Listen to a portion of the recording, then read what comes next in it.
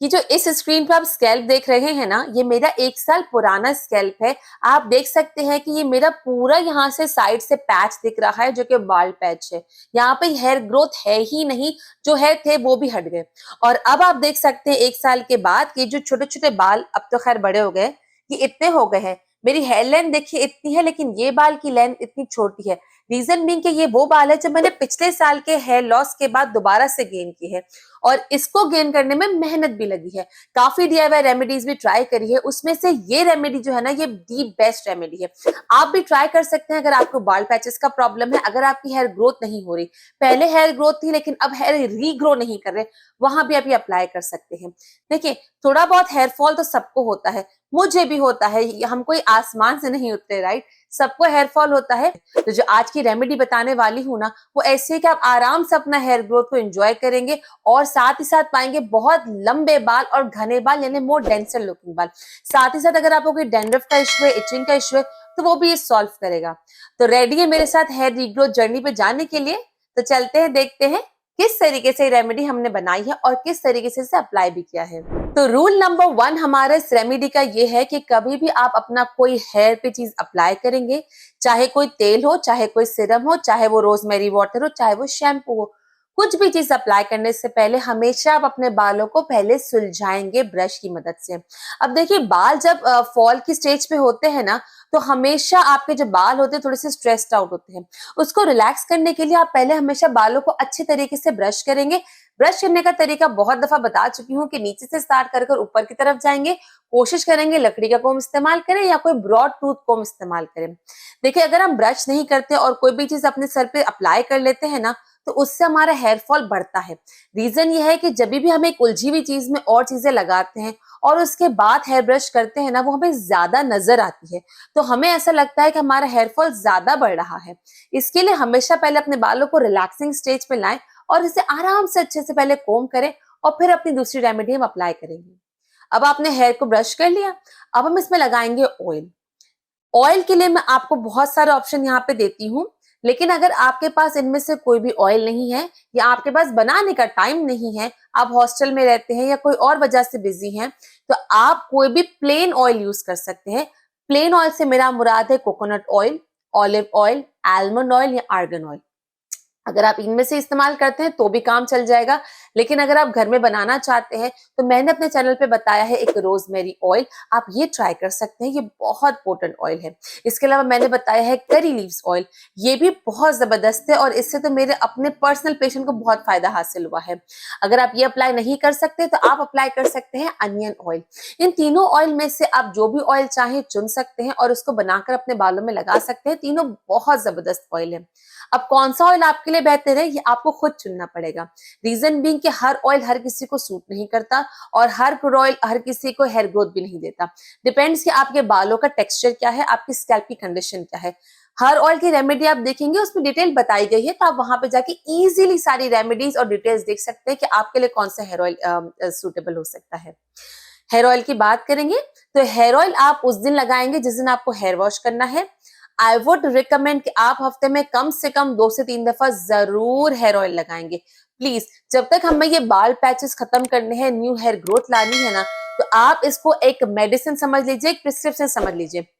समझ लीजिए कि डॉक्टर मदिया भाई आपको प्रिस्क्रिप्शन दे रही है और आपको ये दवाई की तरह करना ही करना है। हफ्ते में 2 से 3 दफा आप कम से कम अपना हेयर ऑयलिंग जरूर करेंगे और फिर हेयर ऑयलिंग करने के बाद अच्छे से हल्के से अपने बालों को टाई कर लेंगे, बहुत ज्यादा टाइट टाइट नहीं करेंगे। जब ये काम हो गया, अब हम अप्लाई करेंगे अपना हेयर ग्रोथ सिरम। अब इसको बनाना कैसे है पहले ये जान के हम देख लेते हैं। इस हेयर ग्रोथ सिरम को बनाने के लिए सबसे पहले आपको चाहिए होंगे तकरीबन 1 से 1.5 चम्मच के करीब फ्लैक्स सीड, जिसे हम अलसी के बीज कहते हैं। हम सबने पहले अपनी वीडियोस में देखा है कि अलसी के बीज का जेल किस तरीके से निकालना है। डिटेल में आप इस वीडियो में देख सकते हैं, लेकिन मैं सरसरी तौर पर आपको बता देती हूँ।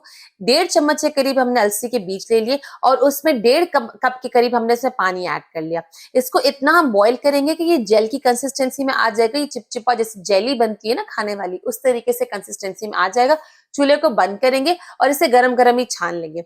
अब जब ये छान के रेडी हो गया, अब हम इसमें डालेंगे अपना नेक्स्ट इंग्रेडिएंट जो कि हमारा अनियन। अनियन पूरा नहीं डालेंगे, अनियन का हमें जूस चाहिए। तो चाहे तो आप इसे कट कर कर ग्राइंड कर लीजिए या इसे कद्दूकस करके इसका जूस निकाल लीजिए। हमारा मकसद है सिर्फ आधी से 1 चम्मच के करीब हमें इसमें अनियन का जूस चाहिए। देखिए जितने भी इंग्रेडिएंट है ना, इसकी क्वांटिटी आप अपने हिसाब से ऊपर नीचे कर सकते हैं, लेकिन काफी लोगों ने मुझे मैसेज करके पूछा था कि आप एग्जैक्ट क्वांटिटी बताया करें। तो देखिए अगर आप एग्जैक्ट क्वांटिटी चाहते हैं ना, तो हमने 1.5 चम्मच के करीब फ्लेक्सी जेल लिया था, उसमें हमने पानी मिलाया था 1 से 1.5 कप के करीब, थोड़ा सा कुछ जेल कंसिस्टेंसी में बना लिया था। और अब 1.5 चम्मच फ्लेक्स सीड के हिसाब से हमने इसमें लिया था 1 चम्मच अनियन का जूस। ये चीजें हमने मिक्स कर ली। अब हम इसमें अपने डालेंगे तीसरा इंग्रेडिएंट जो कि हमारा है विटामिन ई के कैप्सूल्स। विटामिन ई के कैप्सूल्स आपके घर में मौजूद होते हैं क्योंकि हम बहुत सारी रेमेडीज में यूज करते हैं। अगर नहीं है तो आप विटामिन ई का ऑयल भी इस्तेमाल कर सकते हैं। वो भी नहीं है तो आप आलमंड ऑयल भी थोड़ा सा इस्तेमाल कर सकते हैं। मेरे पास जो विटामिन ई के कैप्सूल्स है वो छोटे हैं, तो मैंने यहाँ पे 2 या 3 डाले। आप अपने हिसाब से, अगर आपके पास बड़े कैप्सूल्स होते हैं जिसमें विटामिन ई का कंटेंट ज्यादा होता है, तो आप 1 या 2 भी कर सकते हैं। अब विटामिन ई के कैप्सूल डालने के बाद हम इसमें डालेंगे अपना नेक्स्ट इंग्रेडिएंट जो कि है रोजमेरी एसेंशियल ऑयल। देखें, समझिए इस बात को, अगर आप गौर से समझेंगे ना, ये सारे इंग्रेडिएंट ऐसे हैं जो कि आप साइंटिफिकली प्रूफ हम बात कर सकते हैं। अनियन साइंटिफिकली प्रूव है कि हेयर ग्रोथ करता है। विटामिन ई कैप्सूल जो है वो आपके साइंटिफिकली प्रूव है कि वो हेयर ग्रोथ करता है। रोजमेरी एसेंशियल ऑयल भी ऐसा है जो कि साइंटिफिकली प्रूवन है। कोई भी ऐसी चीज नहीं है जो कि हम साइंटिफिकली प्रूवन बात नहीं कर रहे, सिर्फ हवा में बात नहीं कर रहे। हर चीज हम साइंटिफिकली प्रूव ही यहाँ पे बात करते हैं क्योंकि ये चैनल ही ऐसा है जो कि आपको एविडेंस बेस्ड बात बताता है। इन चारों चीजों को लेकर आपको अच्छे तरीके से विस्क करना है। इतना विस्क करेंगे कि इसकी कंसिस्टेंसी बिल्कुल कोशिश कर कर आप एक बना लेंगे। हल्का सा ये व्हाइटिश टेक्सचर में आ जाएगा। जब ये व्हाइटिश कलर का हो जाएगा तो आप इसको फिर आप स्टोर कर लेंगे किसी भी, या तो बॉटल में कर सकते हैं। अक्सर हमारे पास फेस सीरम्स की बॉटल होती है, यहाँ पे बस कोई एप्लीकेटर है तो आप उससे भी यूज कर सकते हैं। अगर कुछ भी नहीं है तो डायरेक्ट कॉटन से या अपने फिंगर से भी इसको अप्लाई कर सकते हैं। अब आती है इसको एप्लीकेशन की बात। देखिए हेयर आपके ऑलरेडी ऑयल थे, राइट? अब उस ऑयल हेयर में हम क्या करेंगे कि जहां पे भी आपका कंसर्न एरिया है ना, जैसे मुझे अक्सर ये यहाँ का प्रॉब्लम होता है, जो आगे टेम्पल का एरिया होता है ना, रिसीडिंग हेयरलाइन मेरी यहाँ हो जाती है, तो मैं यहाँ पे ज्यादा अप्लाई करती हूँ। अगर आप कोई मेल इंसान है तो आपके यहाँ पे हो सकता है गंजपन हो, तो आपको यहाँ पे अप्लाई करना है। अगर आप बीच से मांग निकालते हैं और आप देख रहे हैं कि आपकी मांग चौड़ी हो गई है, तो आपको यहाँ अप्लाई करना है। इन शॉर्ट, हर उस जगह पे अप्लाई करना है जहां पे आपको लगता है कि आपका कंसर्न एरिया है, जहां पे आपके बाल का लॉस ज्यादा हो रहा है, वहां पे हमें ग्रोथ वापस लानी है। तो ये हो गया हमारा एप्लीकेशन। अगर तो आपको पहले एप्लीकेशन से थोड़ा सा हेयर फॉल होता है, दैट्स परफेक्टली नॉर्मल। रीजन, क्योंकि हम अनियन डाल रहे हैं। ये इसका काम ही होता है कि कैसे रीग्रोथ करता है आपके बालों की। जब हम अनियन डालते हैं ना बालों में, तो ये थोड़ा सा आपके फॉलिकल्स हो जाके इरिटेट करता है, थोड़ा जगाता है। तो हो सकता है कि एक आध दफा में आपको थोड़ा सा हेयर फॉल हो, लेकिन अगर आपको बार बार अप्लाई करने से हेयर फॉल हो रहा है, आप ये रेमेडी वहीं पे स्टॉप कर देंगे और ध्यान देंगे अपने अंदर की चीजों पे। होता यह है कि हमारे अंदर मसला होता है और हम बाहर से बहुत सारी रेमेडीज कर रहे होते हैं। हो सकता है कि हम स्लीप अच्छी नहीं ले रहे हो सकता है हम खाने पीने में ध्यान ना दे रहे हो सकता है हमारा विटामिन बी 12 या विटामिन डी कम हो सकता है हमारा आयरन या हीमोग्लोबिन कम हो सकता है हमें कोई हार्मोनल प्रॉब्लम हो सकता है कि हमें पीसीओएस हो सकता है कि हमें थायराइड का प्रॉब्लम हो। बहुत सारे ऐसे रीजंस है जो कि हमारे हेयर लॉस को कॉज करते हैं। तो वो आपको देखना है कि वो मसला तो नहीं है आप में। अगर वो मसला है तो पहले जाके आपको उसको टैकल करना है, सही करना है। फिर आप बाहर से जो भी रेमेडी अप्लाई करेंगे ना, ट्रस्ट मी, मैं गारंटी से कहती हूँ वो जरूर काम करेगा। तो ये रेमेडी आपको अप्लाई करनी है। जब आपने जेल लगा लिया अपने बालों में, इसको आप रहने देंगे तकरीबन 35 से 40 मिनट और फिर नॉर्मल जैसे आप अपना हेयर वॉश करते हैं वैसे आप अपना हेयर वॉश कर लेंगे। शैम्पू लगाएंगे स्कैल्प पे, उसको अच्छे से रगड़ेंगे।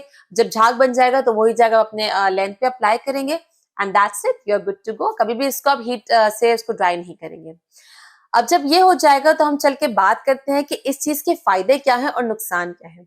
इस रेमेडी का फायदा नंबर 1 ये है कि आपके बालों की ग्रोथ वापस हो जाएगी। जो बाल पैचेस थे वो चले जाएंगे, बालों में शाइन भी आएगी और बाल आपको थिकर यानी डेंसर लगने लगेंगे। लेकिन इस रेमेडी का नुकसान क्या है? नुकसान भी है। नुकसान नंबर 1 ये है कि आपको हो सकता है कि अनियन की वजह से अपने बालों में स्मेल आए। अब देखिए ये कोई ऐसा नुकसान नहीं है कि जो हम बर्दाश्त नहीं कर सकते। अगर हेयर ग्रोथ चाहिए तो थोड़ी बहुत स्मेल तो हम बर्दाश्त कर ही सकते हैं, राइट? और आपको ये एज़ अ मेडिसिन अप्लाई करना है, एज़ अ प्रिस्क्रिप्शन अप्लाई करना है तो आप इसको प्लीज़ अप्लाई कीजिएगा, इससे दूर दूर ना होइएगा। तो आपको पहला नुकसान ये हो सकता है कि आपको स्मेल आ सकती है। नुकसान नंबर 2 ये हो सकता है कि अगर आपके स्कैल्प पे छोटे-छोटे दाने हैं या कोई इन्फ्लेमेशन है, तो हो सकता है कि अनियन जूस आपको थोड़ा-सा और इरिटेट करे और आपको उससे और ज़्यादा इन्फ्लेमेशन हो। हर किसी के सर पे ये नहीं होता, ये 1 से 2% लोगों के सर पर ही होता है। अगर आपको लगता है कि आपके सर पे भी ये है, तो आप अनियन को स्किप भी कर सकते हैं। या अगर आप स्किप नहीं करना चाहते, तो जो ग्रीन अनियन आती है ना, ग्रीन अनियन भी ले सकते हैं, वो थोड़ी-सी कम तेज़ होती है।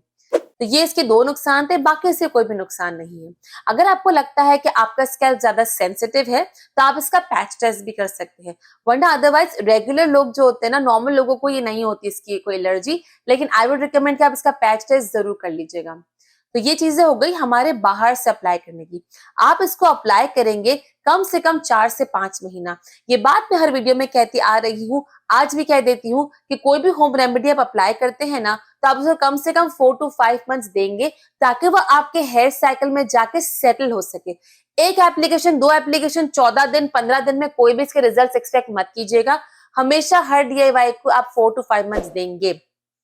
ये रेमेडी आपने अब जब अपने एक्सटर्नली अप्लाई करी तो आपको 100% नहीं बल्कि 110% फायदा देगी ही देगी। अगर आपको ये फायदा नहीं दे रही, इसका मतलब है आप में कोई इंटरनल प्रॉब्लम है। क्या इंटरनल प्रॉब्लम है, इस वीडियो में जाके फटाफट से देख लीजिए। मैं आपसे मिलती हूँ इस वीडियो में। Till then, bye bye.